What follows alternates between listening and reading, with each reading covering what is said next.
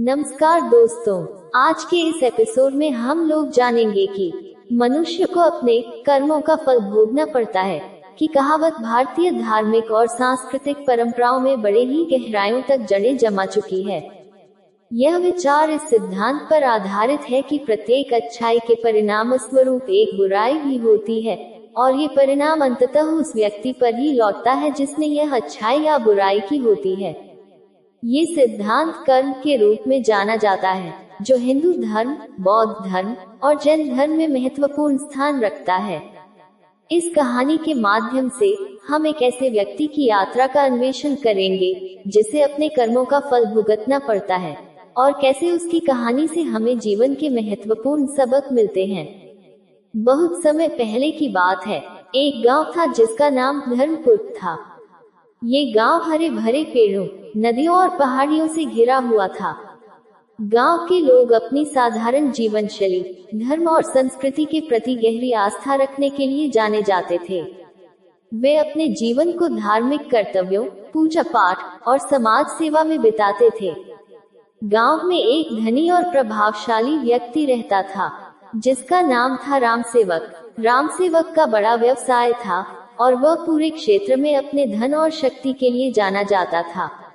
लेकिन दुर्भाग्य से रामसेवक का दिल कठोर था। वह अपनी शक्ति का गलत इस्तेमाल करता और गरीबों का शोषण करता था। गांव के लोग उससे डरते थे, लेकिन उसके विरुद्ध कुछ भी कहने की हिम्मत नहीं करते थे।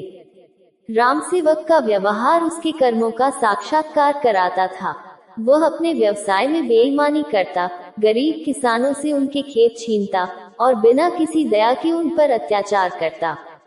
जब भी कोई किसान उसके पास मदद के लिए आता, वह उसकी गरीबी का मजाक उड़ाता और उसे अपने गांव से दूर भगा देता। उसने कभी किसी की मदद नहीं की और हमेशा अपने स्वार्थ को प्राथमिकता दी। गांव के बुजुर्ग और धर्मज्ञ लोग अक्सर रामसेवक को उसके गलत कर्मों के परिणामों के बारे में चेतावनी देते थे। वे कहते थे, रामसेवक, यह मत भूलो कि हर कर्म का फल होता है। आज तुम दूसरों को दुखी कर रहे हो, लेकिन कल तुम्हें भी अपने कर्मों का फल भुगतना पड़ेगा। लेकिन रामसेवक इन बातों को हंसी में उड़ा देता और कहता, मुझे किसी फल की परवाह नहीं है। मेरे पास शक्ति और धन है, मैं जो चाहूं कर सकता हूँ। समय बीतता गया और रामसेवक के कर्मों का प्रभाव धीरे धीरे उसके जीवन में दिखने लगा। उसकी संपत्ति धीरे धीरे घटने लगी और उसके व्यवसाय में भारी नुकसान होने लगा। जिन लोगों को उसने कभी नुकसान पहुंचाया था, वे अब उसके शत्रु बन गए थे। एक समय ऐसा आया जब रामसेवक का सारा धन समाप्त हो गया और वह कंगाल हो गया। उसके पास न तो धन था और न ही कोई मित्र। रामसेवक की स्थिति दिन प्रतिदिन बिगड़ती गई। उसे अपनी गलतियों का एहसास होने लगा, लेकिन अब बहुत देर हो चुकी थी। एक दिन जब वह भूखा प्यासा और थका हारा गांव के बाहर एक पेड़ के नीचे बैठा हुआ था, तो उसे एक साधु ने देखा। साधु ने उसकी हालत देखकर उससे पूछा, वत्स, तुम इतने दुखी क्यों हो? क्या हुआ जो तुम इस हालत में आ गए? रामसेवक ने अपनी पूरी कहानी साधु को सुनाई और कहा, मैंने जीवन में बहुत गलतियां की हैं। मैंने कभी किसी की परवाह नहीं की और आज मैं अपने कर्मों का फल भुगत रहा हूँ। क्या अब भी मेरे लिए कोई रास्ता बचा है? साधु ने रामसेवक को धैर्यपूर्वक सुना और फिर कहा, तुम्हारे कर्मों का फल तुम्हें अवश्य भोगना पड़ेगा, लेकिन इसका यह अर्थ नहीं कि तुम्हारे पास सुधार का कोई रास्ता नहीं है। जीवन में हमें अपने कर्मों का फल भोगना पड़ता है, लेकिन भगवान हमेशा हमें सुधारने का अवसर देते हैं।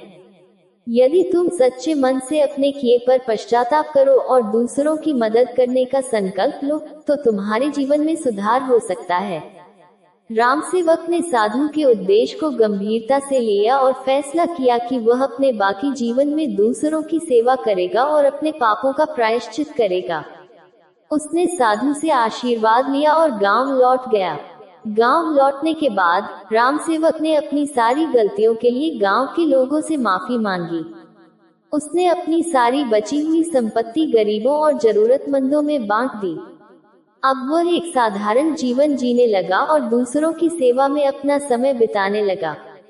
वह अब गांव के सबसे सम्मानित और प्रिय व्यक्तियों में से एक बन गया।